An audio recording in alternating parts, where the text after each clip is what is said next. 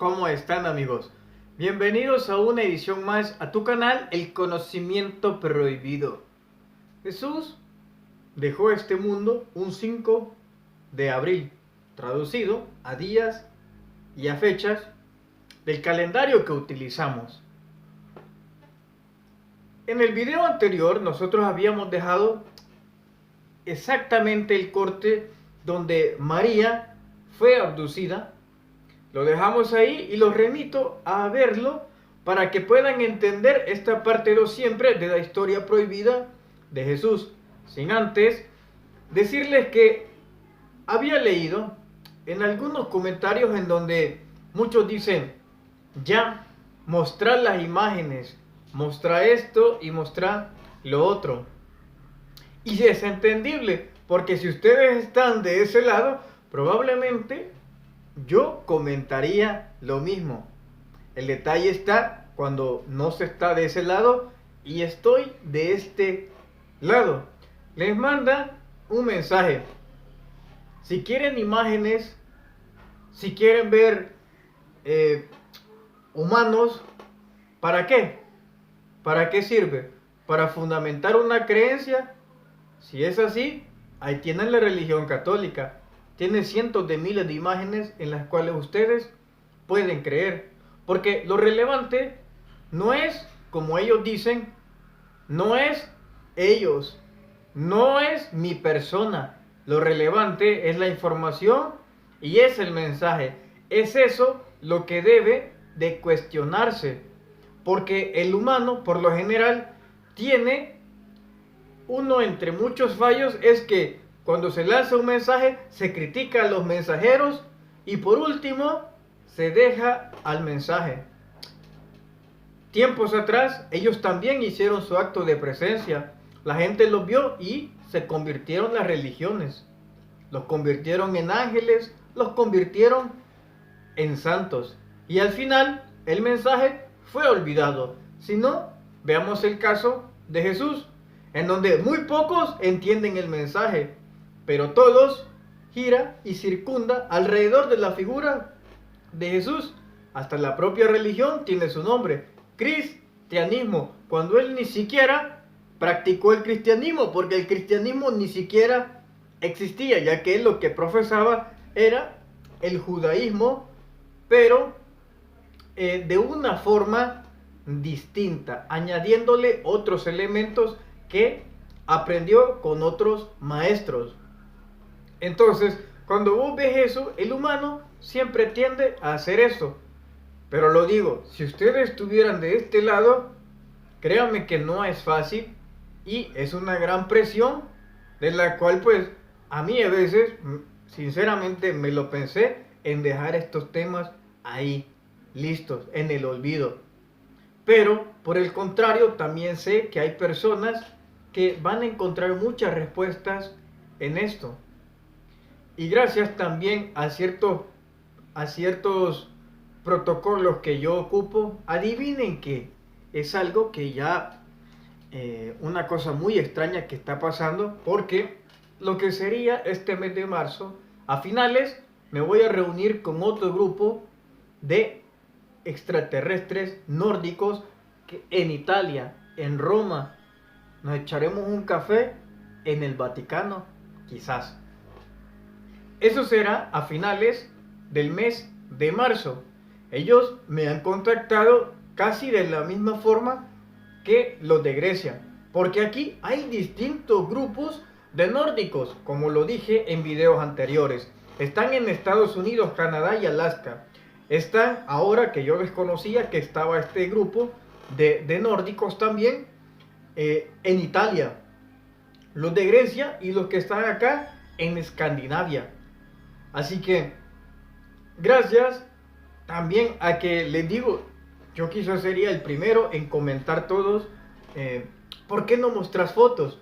Pero lejos de eso, tienen que comprender que no es punto, el punto no es de las imágenes de personas, el punto está en el mensaje, en donde yo no soy relevante, ni ellos, pero en su tiempo también probablemente muestre algunas imágenes de sus casas que fíjense, sus casas no terminan en esquinas, sino son rellenadas las esquinas y en vez de ser un ángulo de 90 grados, entonces terminan así como un círculo.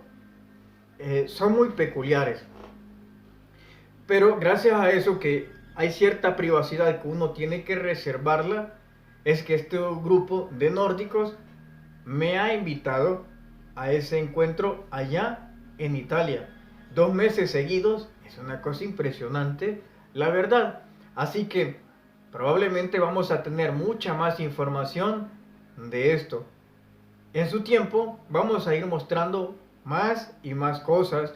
Por ejemplo, unas piedras que tengo que vienen de un planeta Ceres, a lo que ellos asumen donde está la mayor minería galáctica, en donde hay seres, donde hay alemanes, donde hay estadounidenses trabajando. El planeta Ceres, y me dieron esas piedras. Las vamos a mostrar, por supuesto que también en su momento. Pero ahora lo primordial no son las figuras humanas.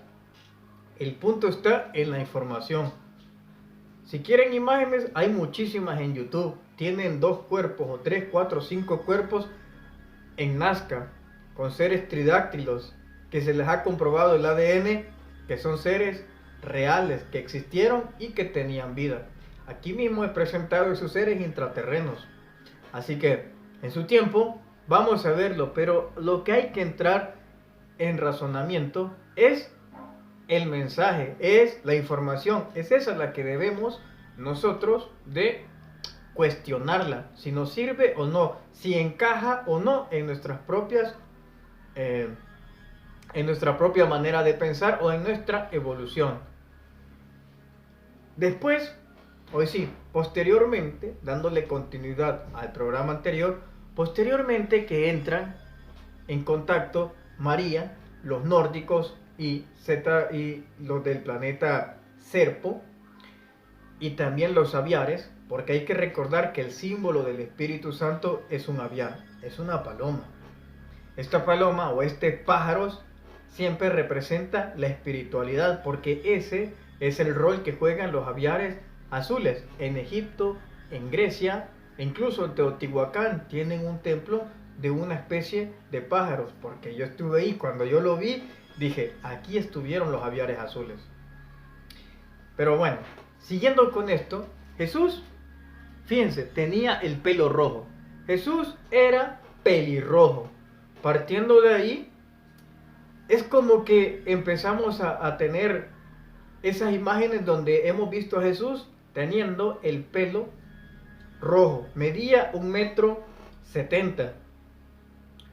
Cuando fecundan a Jesús, no solamente nace uno, nacen 2. 2 Jesús. Vuelvo a decirlo, esto probablemente discrepe mucho de la historia tradicional o de las creencias que muchos tengan. Pero María fue fecundada por 2 espermatozoides. María tuvo 2 hijos, 2 que eran distintos. Uno era explosivo, el otro era bastante espiritual. Y hay versículos donde nos narran, para citar un ejemplo, de que ese otro Jesús, fíjense, ese otro Jesús sucede de que había una higuera y él la maldice. Y entonces la higuera se seca y abajo dice el versículo, pero aún no era tiempo de higos. Es decir, que nos damos cuenta de que había un Jesús que era muy explosivo. El otro hecho también es cuando ven los mercaderes en la iglesia y él empieza a botar todo y él le ignora de que en la Torah eso era permitido, en los 613 mandamientos que Dios dio a Moisés. Eso era permitido y él vuelve a ser explosivo. Este mismo Jesús revolucionario es el que llegan los soldados romanos a traer. Pero los romanos no llegaron 4 o 5. Es que llegó un ejército a traer a otro ejército. Porque no tiene lógica que todo un ejército vayan por 12 pelones. No era así. Jesús, ese otro Jesús revolucionario, tenía un ejército para él mismo.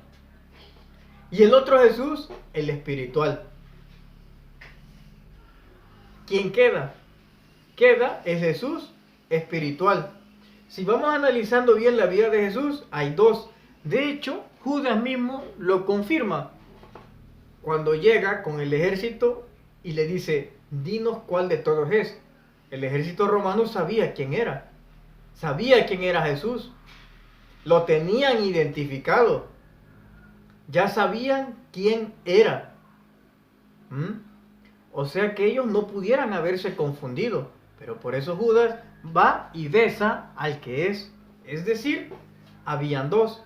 Y Jesús sabía, y Judas sabía quién era el que estaba poniendo y alborotando todo, el revolucionario. Y es a ese al que van y al que lo besa, el que es entregado.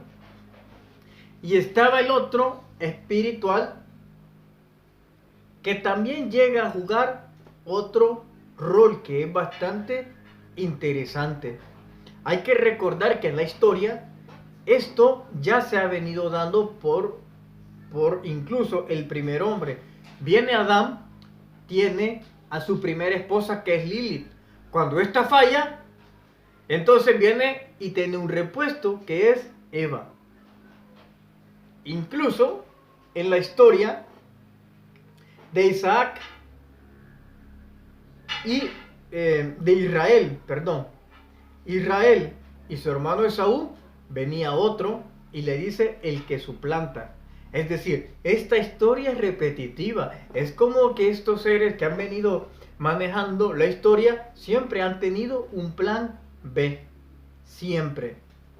Bueno, posteriormente a la crucificación de Jesús, que también fue en una especie muy parecido a lo de un madero, estos nórdicos decían de que cuando es crucificado o puesto en el madero, arriba de su cabeza se hizo una especie de aro. Y más arriba, como en el sol, se hizo otro aro. Y que arriba estaban dos naves. Una en forma de cilindro y la otra estaba en forma de un platillo volador. Pero las dos estaban ocultas en las nubes. Ellos decían de que estas naves eran las que podían o las que provocaron ese terremoto del que habla ahí en la Biblia. Y esto no es descabellado, puesto que el proyecto HAARP, que está en Alaska, hace eso, causa terremotos. Cuando Jesús es llevado posteriormente a la tumba de él, ¿a quién se encuentra? Se encuentra a un ángel, a lo que aparentemente es un ángel, pero no era así. Era un científico nórdico. Y esa tumba, no crean ustedes que era como esas que tenemos hoy en día, que abren un hoyo y está bajo tierra. No, no era así. Los nórdicos explicaban de que todo fue fríamente calculado. En esa tumba donde fue llevado había tecnología para resucitarlo. Y fue así como él fue resucitado. Y cuando llegan María y Magdalena, ven a este ángel que está ahí y les dice, ¿qué hacen? Él ya anda allá afuera. Dentro de toda esta historia mística de Jesús, hay que recordar que cuando él desaparece, se lo lleva una especie de nube. Sube volando y se va. Pero él tenía la capacidad de volar o no. Lo que tenía capacidad de hacerlo volar y levitar a él eran las vestiduras. Las vestiduras que eran plateadas y muchas de ellas permitían a él elevarse. Hay que recordar que hay una infinidad de versículos que hablan de una especie de trajes o túnicas o vestiduras que hacían cosas muy extrañas, como tanto un resplandor como levitar y cosas muy distintas. como en la transfiguración que tiene el amigo Jesús, en donde él levita y por si fuera poco, sus vestiduras lanzan un destello, pero le permite levitar. Esta es la segunda parte. Espero que después vamos a tener la tercera parte y no crean que es que yo me he saltado algunas cosas. No. Como les digo, todo esto he tenido que estarle escribiendo mientras mi traductor, porque yo fui con una persona más, que es el único que yo sé de Grecia que tiene contacto directo con él, el que yo iba escribiendo y redactando todo a como podía, toda esta información. Pero esta es la manera en la que me propusieron que deberíamos de contarla. Pero vuelvo a decir, hasta este momento, Dios existe y es mucho más poderoso de lo que nosotros pensamos. Él está mucho más pendiente de lo que imaginamos. Él es el Padre, es la fuerza creadora de todo el universo, de todo lo que ves y de lo que no ves. De todo es Él, el Padre universal. No podés confundirte ni debes confundir un cambio de historia, porque ha sido alterada en muchísimas ocasiones. Así que yo espero que haya sido de tu agrado este programa y bueno, a finales de marzo vamos a traer mucha información más. Espero que sea del agrado de ustedes estos programas y vuelvo a decírtelo, no estoy ni trato de imponer nada a nadie. No trato de hacer una religión de esto, porque yo no soy relevante, ni estos muchachos de las estrellas son relevantes. Aquí lo relevante es la información que te es otorgada y vos sabés si ya no ver estos programas, seguirlos viendo, si sentís que ha dañado tu susceptibilidad o por el contrario, sirve para incrementar la fe. Que tengamos un excelente día. Hasta pronto.